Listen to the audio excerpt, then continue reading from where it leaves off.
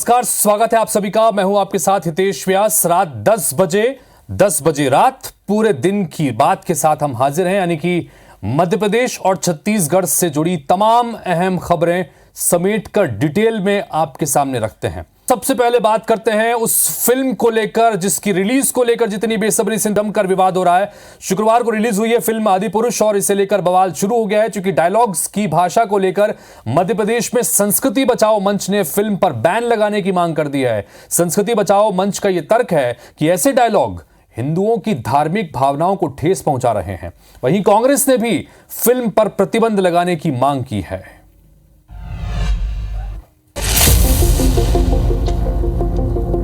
पहले ट्रेलर और किरदारों पर मचा बवाल। पहले से रामायण का जिसको ज्ञान ना हो उसको अचानक वो मूवी समझ में नहीं आएगी। अब डायलॉग पर उठ रहे सवाल। एक चीज़ मुझे थोड़ी कम ही लगी, जो कि डायलॉग्स वगैरह उतने अच्छे नहीं थे। डायलॉग्स मैंने सोचा था थोड़े ज़्यादा अच्छे होंगे। आदिपुरुष विवाद अनलिमिटेड। रामायण जैसी नहीं लगी, बाकी कहीं कहीं थोड़ा थोड़ा सीन बढ़िया है, बाकी 600 करोड़ की फिल्म नहीं है। 16 जून को बहुप्रतीक्षित फिल्म आदिपुरुष थिएटर्स में रिलीज कर दी गई। इसके साथ ही दर्शकों की मिलीजुली प्रतिक्रिया सामने आने लगी। डायलॉग्स पर उतना काम नहीं किया गया, मूवी समझ में नहीं आएगी। लेकिन इस फिल्म के किरदार और उनके डायलॉग्स को लेकर फैंस ने बड़ी तीखी प्रतिक्रिया दी। सोशल मीडिया पर यूजर्स मेकर्स को ट्रोल किया जाने लगा, यानी आदिपुरुष रिलीज होते ही विवादों में घिर गई। खास तौर पर हनुमान के डायलॉग को लेकर बवाल मचाए। हिंदू संगठनों ने तो फिल्म पर बैन लगाने की मांग उठा दी है। फिल्म आदिपुरुष में जिस प्रकार से हमारी हिंदू भावनाओं को आहत किया गया, हमारी संस्कृति, हमारी सभ्यताओं पर जिस प्रकार से आघात पहुंचाने का प्रयास किया गया, संस्कृति बचाओ मंच उसका विरोध करता है और संस्कृति बचाओ मंच प्रदेश के मुख्यमंत्री और गृह मंत्री से निवेदन करता है कि इस प्रकार की फिल्मों पर प्रतिबंध होना चाहिए। विवाद बढ़ने के बाद डायलॉग राइटर मनोज मुंतशिर ने सफाई में कहा कि फिल्म में जानबूझकर ऐसी भाषा रखी गई ताकि ज्यादा से ज्यादा लोगों तक इसे पहुंचाया जा सके। यूथ से कनेक्ट करने के लिए इस तरह की भाषा का इस्तेमाल हुआ है। आदिपुरुष के लिए अपने डायलॉग को सही ठहराने के बावजूद लोगों का सबसे ज्यादा गुस्सा डायलॉग राइटर मनोज मुंतशिर और फिल्म के डायरेक्टर ओम राउत के प्रति है। इधर इस फिल्म को लेकर मध्य प्रदेश और छत्तीसगढ़ में सियासी बयानबाजी भी चरम पर रही। हमारे जितने भी आराध्य देव हैं उनके तस्वीर को, उसकी छवि को बिगाड़ने का काम हो रहा है। आदिपुरुष के बहाने पहले तो भगवान राम और हनुमान जी के तस्वीर को विकृत करने का काम किया। अब उनके द्वारा बोले गए जो शब्द है वो ऐसे उनके मुंह से शब्द बोलवाए जा रहे हैं। यदि आज की पीढ़ी उसको देखेगी तो उस पर क्या प्रभाव पड़ेगा? भारतीय जनता पार्टी वैसे तो लंबी लंबी बात करेंगी, धर्म की, हनुमान जी की, रामायण की, भगवान राम की, लेकिन इस तरह की फिल्म उनके राज्य में रिलीज़ हो जाती है, ये दुर्भाग्यपूर्ण है। इस तरह की फिल्म पे तुरंत रोक लगना चाहिए और जो भी इसका प्रोड्यूसर डायरेक्टर है उसके खिलाफ FIR होना चाहिए। वैसे पहली बार नहीं है जब किसी फिल्म को लेकर विवाद खड़ा हुआ हो, और आदिपुरुष पर विवाद तो ट्रेलर के समय से ही सामने आ चुका है। तब फिल्म के VFX और किरदारों के अपीयरेंस को लेकर गंभीर सवाल उठाए गए थे। अब सवाल ये, क्या सिनेमैटिक लिबर्टी के नाम पर आदिपुरुष फिल्म ने लक्ष्मण रेखा पार की है? सवाल ये भी, क्या बॉलीवुड ने फिर सनातन धर्म का अपमान किया है? Bureau report, IBC 24। तो फिल्म के कंटेंट को लेकर, उसके डायलॉग्स को लेकर अब विवाद की स्थिति बन रही है। सीधे सीधे ये आरोप लग रहे हैं कि धार्मिक भावनाओं को आहत किया जा रहा है। हमारी अगली खबर भी धार्मिक भावनाओं से ही जुड़ी हुई, चूंकि मध्य प्रदेश के मंदिरों में कैसे परिधान के साथ प्रवेश किया जाए, इसको लेकर संत समाज ने मुहिम शुरू कर दी है। आने वाले दिनों में प्रदेश के सभी मंदिरों में बैनर और पोस्टर लगे हुए नजर आएंगे, जिसमें लिखा होगा कि मंदिर में आने वाली महिला श्रद्धालु पाश्चात्य कपड़े पहनकर प्रवेश न करे। संत खुद मंदिरों में बैनर लगाते नजर भी आएंगे।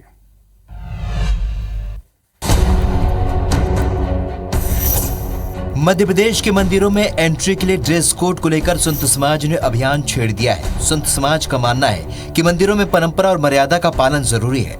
सनातनी संस्कृति के साथ ही महिलाएं, युवतियां मंदिरों में आए तो उन्हें प्रवेश मिलेगा। संत समाज ने अब इस अभियान को पूरे प्रदेश में चलाने का फैसला लिया है। सभी से आग्रह है कि जब भी आप किसी मंदिर या धर्मस्थल पर जाएं तो उसका एक सुंदर परिधान हो जो सनातन धर्म को सुशोभित करे, ना कि इस प्रकार के अभद्र परिधानों को पहन के आप मंदिरों में जाएं।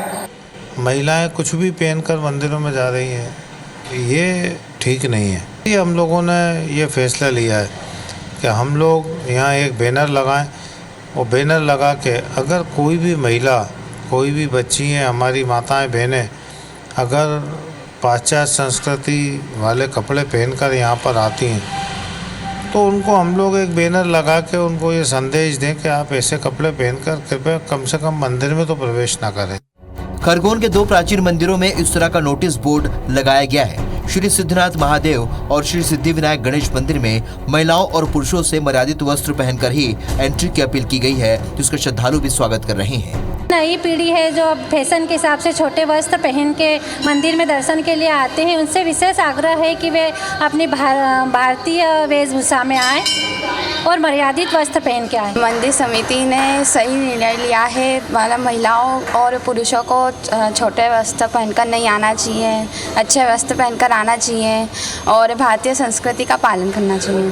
अशोकनगर के मंदिरों में श्रद्धालुओं के लिए ड्रेस कोड जारी कर दिया गया है। जिले के प्रसिद्ध तार वाले बालाजी मंदिर में आने वाले श्रद्धालुओं को मर्यादित वस्त्र पहनकर आने की अपील की गई है। आप मर्यादित कपड़े भी पहनकर चले जाते हैं, तो उसी विषय को लेकर सभी की सहमति से हमने ये प्रस्ताव रखा था कि जहाँ जहाँ अपने मंदिर हैं, देवालय है, जहाँ अपने आस्था के केंद्र हैं, ईश्वर के घर द्वार हैं, वहाँ हम लोग मर्यादित वस्त्र पहनकर प्रवेश करें।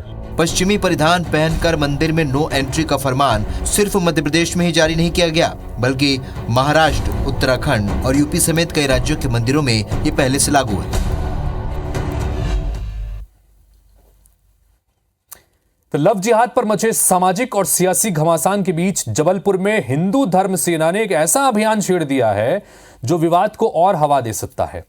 धर्म सेना ने ऐलान किया है कि दूसरे धर्म की युवतियों से रजामंदी से शादी करने वाले हिंदू युवक को धर्म सेना 11,000 रुपए की प्रोत्साहन राशि देगा और साथ ही शादी का खर्चा भी उठाएगा। हिंदू धर्म सेना ने इस अभियान को लव जिहाद का जवाब बताया है, लेकिन इस पर भी सियासत गर्मा गई है। जबलपुर में हिंदू धर्म सेना ने मुस्लिम या दूसरे धर्म की युवतियों से शादी करने वाले हिंदू युवकों को प्रोत्साहित करने का अभियान छेड़ दिया है। हिंदू धर्म सेना गैर हिंदू धर्म में शादी करने वाले हिंदू युवकों को 11,000 रुपए प्रोत्साहन राशि देगी और शादी का खर्च भी उठाएगी। दोनों सहमति से विवाह करना चाहते हैं तो हिंदू धर्म सेना और चंडी वाहिनी के द्वारा उसका स्वागत है। अन्य धर्म की लड़कियों से विवाह करना चाहता है या प्रेम विवाह करना चाहता है तो वो शहर हम उसको स्वीकार करते हैं। अभियान के समर्थन में संस्कृति बचाओ मंच ने भी गैर हिंदू धर्म में शादी करने पर 25,000 रुपए देने और जरूरी खर्च उठाने का ऐलान किया है। मशरूमिंग संगठन है, ये ऐसी कोई भी कोशिश छोड़ेंगे नहीं जिससे समाज में विभाजन हो, विघटन हो। हर आदमी कानूनन उस चीज को लड़ सकता है, उसको कानून में अगर कहीं कोई दिक्कत है तो कानून का सहारा ले। हिंदू धर्म सेना का ये अभियान शादी में रजामंदी की आड़ में साजिशों को बढ़ावा दे सकता है।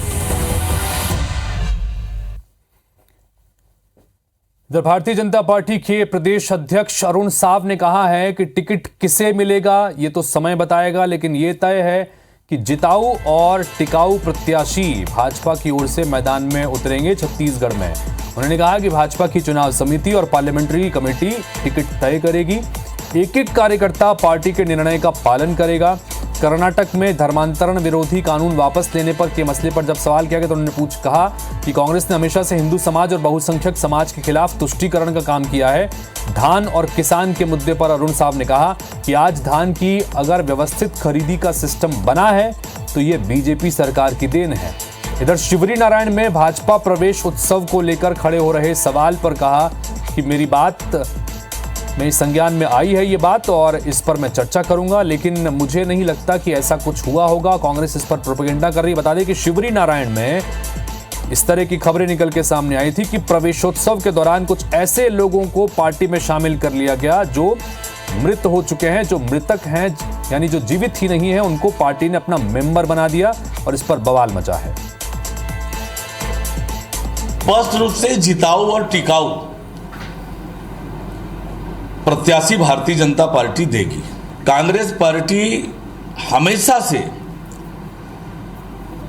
हिंदू समाज के खिलाफ तुष्टीकरण का काम किया है। आज धान की यदि व्यवस्थित खरीदी का जो सिस्टम बना है ये भारतीय जनता पार्टी की सरकार में बना है।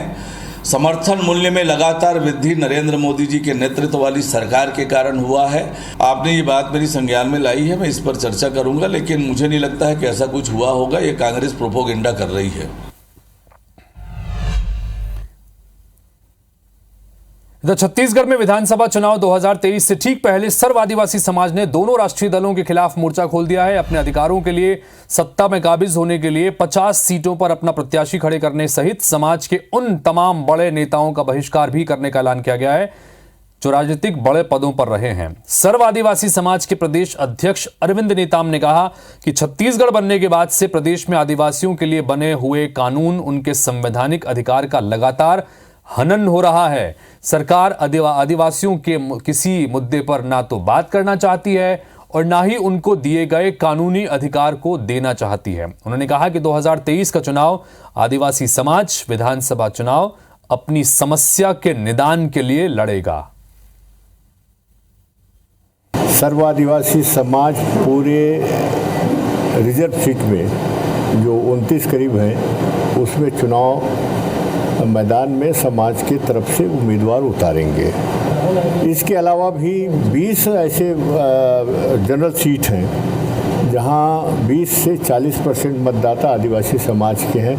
वहां भी आदिवासी समाज के भी हो सकता है, पिछड़ा वर्ग भी हो सकता है, अपर कास्ट के भी हो सकते हैं। अगर हमारी लड़ाई में वो भागीदारी बनना चाहते हैं और करना चाहते हैं तो हम उनको भी स्वागत करेंगे और समाज को कहेंगे कि इनके पीछे खड़े हो जाओ।